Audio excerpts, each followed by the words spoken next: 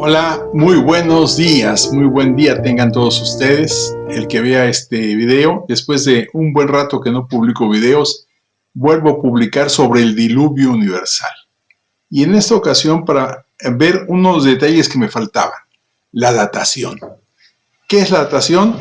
Es cómo fechamos los hechos históricos. ¿Cómo le damos fecha? Y en este caso hablaremos de los hechos, sobre todo de la historia de la Tierra, de la historia del universo, de la historia del hombre. Veremos cómo hay mucha equivocación y muchos errores en la datación. Vamos a ver cómo algunos le llaman datación absoluto a la radiocronología. Cuidado, no hablamos de eso, esos son suposiciones. No existe ninguna datación absoluta. Todas son relativas, se relacionan con algo, se relacionan con otras cosas. Hay muchas suposiciones en esto.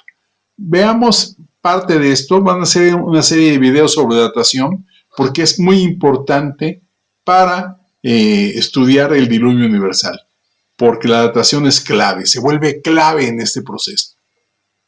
Pues muchas gracias, espero que les guste y veamos ciencia, no suposiciones. La datación es clave para entender el diluvio universal.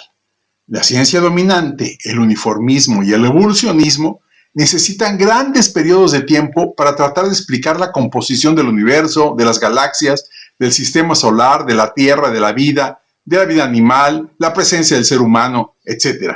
Si se elimina el diluvio universal, cuesta mucho trabajo entender la realidad terrestre. Cuando se toma como punto de partida el diluvio universal, se aclaran muchos misterios. La opinión científica convencional de que se suele expresar hoy en día es que la Tierra tiene unos 4.600 millones de años y el universo entre 10.000 y 20.000 millones de años. Estas estimaciones se basan principalmente en la abundancia de radioisótopos padre e hijo y en las implicaciones de los modelos estelares y cosmológicos. Una de las principales fuerzas que ha impulsado tradicionalmente las estimaciones de la edad de la Tierra es la necesidad de largos periodos de tiempo para explicar la evolución. Incluso antes de que se descubriera la radioactividad en la década de 1890, las estimaciones de la edad de la Tierra se hacían cada vez más largas a medida que se hacía más evidente la naturaleza compleja de la vida. Sin embargo, nunca se ha demostrado que la evolución de la vida a partir de sustancias químicas inorgánicas haya ocurrido o que la vida haya evolucionado desde formas de vida simples hasta las complejas que vemos hoy. Los sistemas vivos, incluso los más simples, se basan en estructuras de lenguaje simbólico de extrema complejidad. No hay ningún indicio en las leyes de la química y la física de que la materia por sí sola pueda generar lenguaje simbólico independientemente del tiempo que se le permita. Como no tiene solución para esta dificultad fundamental, el dogma evolutivo se enfrenta ahora a una crisis importante que los largos periodos de tiempo simplemente no pueden solucionar. Se ha reunido mucha evidencia científica que indica que la creación de la Tierra, el sistema solar y el universo ocurrió hace solo unos pocos miles de años. Para construir este tomo, haré mención de los sistemas de datación más importantes, la radiocronología y la historia humana escrita, donde los libros de la Biblia han demostrado ser de los más fiables. Un elemento clave en la datación es la radiocronología. Entendamos algo de los radioisótopos. Los geólogos no miden directamente la edad de una roca. Eligen rocas que contienen isótopos radiactivos padre que emiten partículas y radiación para convertirse en un elemento hijo diferente y miden las proporciones de los dos elementos con respecto a sus isótopos. Los intentos de transformar esas proporciones en fechas se vuelven problemáticos. Asignar una fecha requiere que la velocidad a la que el padre se desintegra en el elemento hijo haya sido la misma a lo largo de la historia de la roca. Es similar a suponer que la construcción en un reloj de arena siempre ha tenido el mismo diámetro y que pasa la misma cantidad de granos de arena cada minuto. Las tasas de desintegración de los radioisótopos son conocidas por su constancia en condiciones normales, por lo que esta suposición parece razonable, pero dos observaciones y dos pistas omitidas en los debates sobre radiodatación en los libros de texto de física muestran que estos relojes de radioisótopos están averiados. Problemas con la datación radiométrica. Las siguientes observaciones nos dan la seguridad de que la datación radiométrica no es fiable. En primer lugar, las rocas de edad conocida siempre muestran edades de radioisótopos enormemente infladas. En segundo lugar, diversos métodos radioisótopos e incluso diversos intentos de utilizar el mismo método producen edades discordantes con más frecuencia que edades concordantes. En tercer lugar, muchos métodos de datación que no involucran radioisótopos, como la difusión de hielo, la erosión, la desintegración del campo magnético y los fósiles de tejidos originales, entran en conflicto con las edades de los radioisótopos al mostrar edades aparentemente mucho más recientes. Las investigaciones han llegado incluso a identificar con precisión dónde falló la datación por radioisótopos. Los científicos han observado que las tasas de desintegración de isótopos radioactivos fluctúan, incluidos el torio 228, el radón 22, el silicio 32, aunque esos isótopos en particular no se utilizan para datar rocas. Ilustran que la desintegración de radioisótopos no siempre es constante. En segundo lugar, las rocas que se han formado en una fecha determinada suelen tener una edad estimada por radioisótopos que supera con creces su edad real. Por ejemplo, cuando el domo de lava fresca del monte Santa Elena tenía tan solo 10 años, su edad estimada por radioisótopos era de 340,000 años. Muchos ejemplos de este tipo ponen en duda todo el método de datación. Harald Schulze escribió los siguientes libros: Schumann Outline of Theoria of and Problems and Physics and Ingeniería and Ciencia en 1967. Crítica a la datación radiométrica en 73. Edad de la Tierra en 78. Origen del universo en 80. La edad del sistema solar, un estudio del efecto Poynting-Robertson y extinción del polvo interplanetario en 1982. Concluye, al pasar revista a los varios métodos de datación radiométrica, cada uno de ellos está basado en suposiciones cuestionables. Una suposición principal considera las cantidades iniciales de elementos padre e hijo presentes en las rocas. En algunos métodos se establece hipótesis sobre el origen de la Tierra y de su corteza. Datos poco conocidos sobre la datación radiométrica. En el método uranio-torio-plomo, además de las suposiciones acerca de las cantidades iniciales de uranio y de torio, tenemos también la referencia a las cantidades de plomo 206, plomo 207, plomo 208 y helio 4, que hubieran podido estar presentes originalmente en las rocas y por lo tanto no haber sido enteramente productos por desintegración radiactiva. En el método del radiocarbono, se asume que la Tierra ha existido el tiempo suficiente para que el carbono 14 esté en estado de equilibrio. Se adopta esta posición a pesar del hecho de que las tasas medidas de formación y de desintegración difieren por lo menos en un 24%.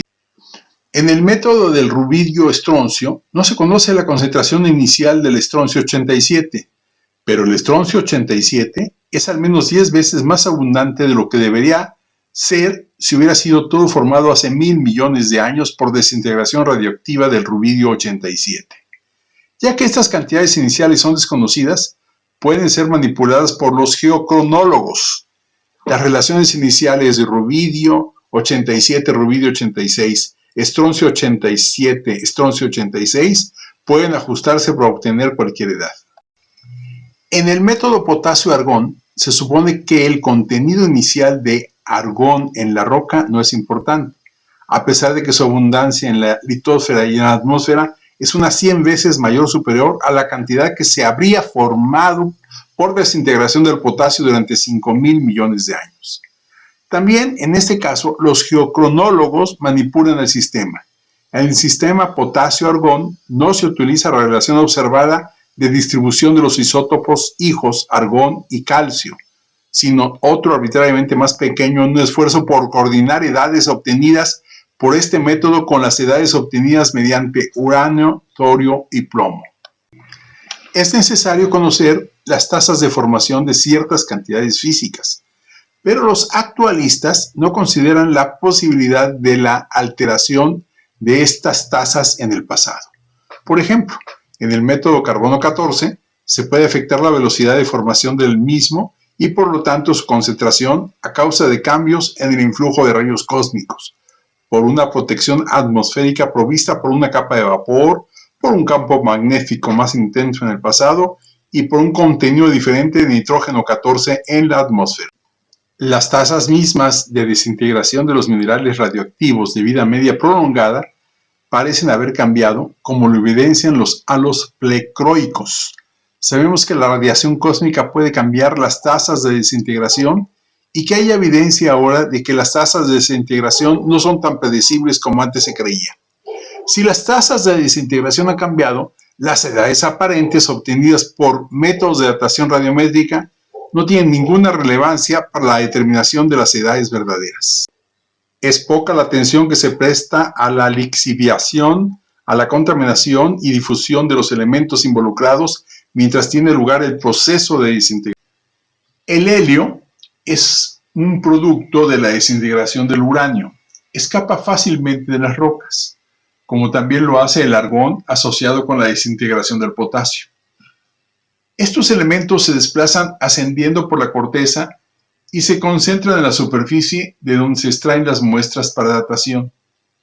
El potasio y el uranio están entre los elementos que, en forma de sales solubles, pueden fácilmente ser lixiviados de las rocas por acción del agua. El rubidio y el estroncio también pueden difundirse y quedar fácilmente contaminados. Se admite que en estos métodos de datación los granos individuales de una roca dan diferentes edades. Todo esto es a causa de la difusión. No obstante, los radiocronólogos no quieren admitir que esto ocurra entre rocas.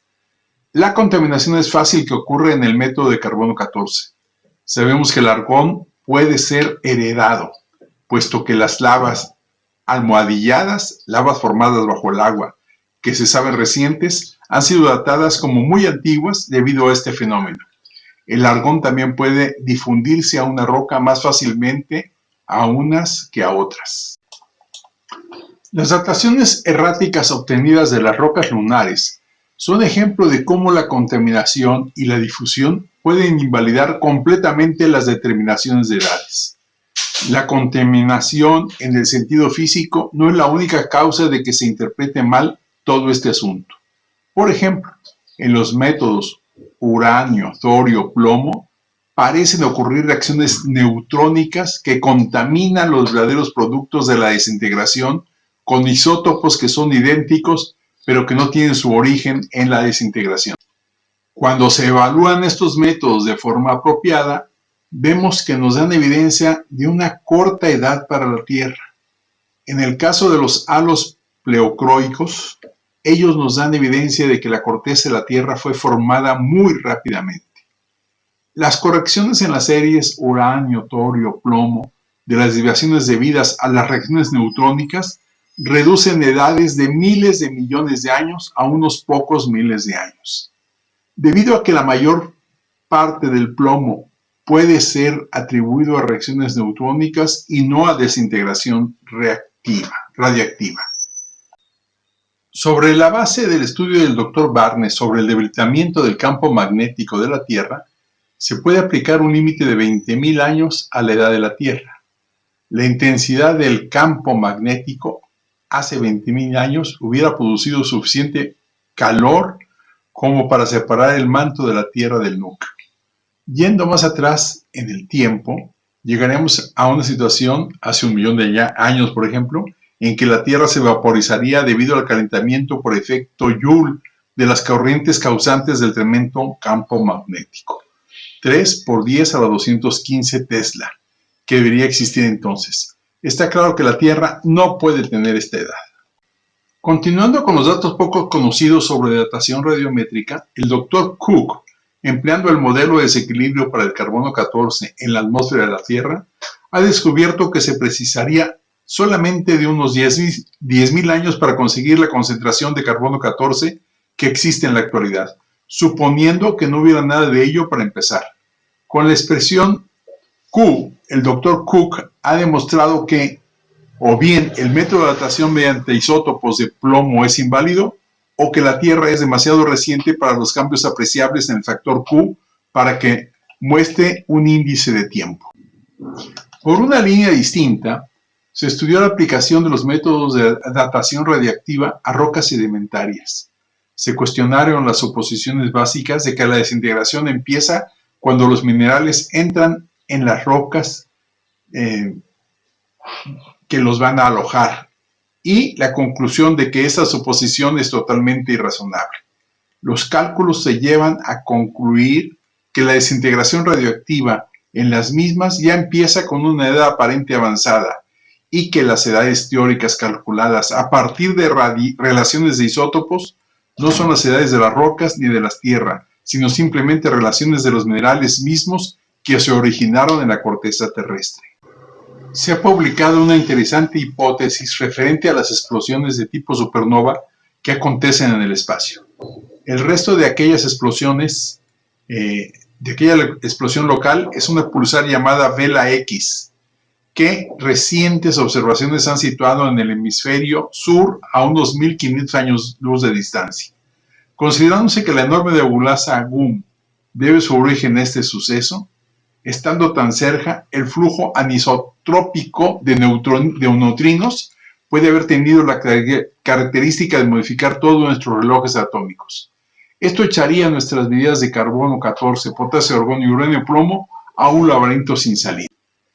Debemos señalar que esta conclusión se basaba en ideas especulativas sobre el posible efecto de los neutrinos en la desintegración radiactiva. No obstante, lo que se resalta es que los métodos radiactivos están basados en la suposición de condiciones uniformes en el pasado y que esta suposición puede ser completamente inválida. En el laboratorio de datación radiocarbónico de la Universidad de Pensilvania, afirmaban que las edades que no cuadraban con el concepto evolucionista de la edad de la Tierra y con la cronología geológica eran descartadas como erróneas. Así, los evolucionistas han impuesto su propia filosofía sobre la ciencia en todo lo que concierne a la edad y al origen de las cosas. Hemos oído a astronautas sobre la Luna gritar con entusiasmo que veían al pie de una montaña una roca que por lo menos tenía 3.000 millones de años. ¡Asombroso!